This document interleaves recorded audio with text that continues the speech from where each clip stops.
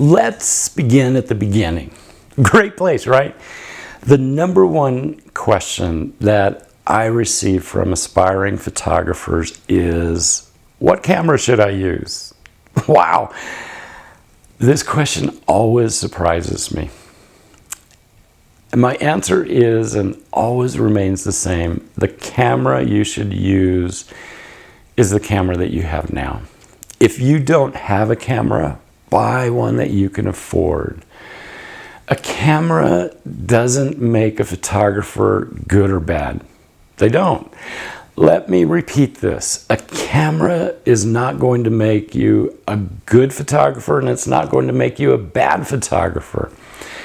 Exposure, aperture, ISO, and very importantly, composition do not change between a $100 camera and a $40,000 camera. They just don't.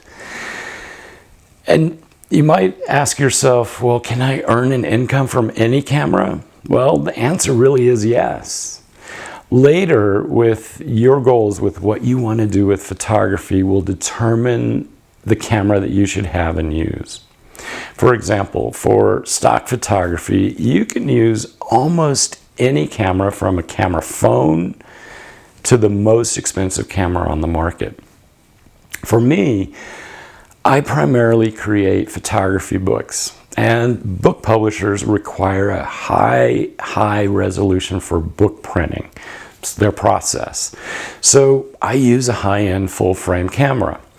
Now, this really is getting ahead of ourselves. Later, we'll discuss where you can expect to earn an income from your photography and the camera that you have.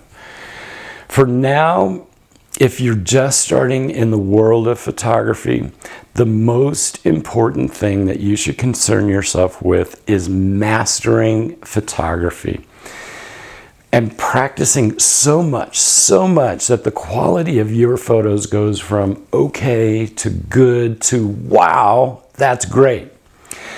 In the last section of this course, I'll share with you some exercises to help you improve your photography if you're in need of that. We'll do all of this with the camera that you have right now.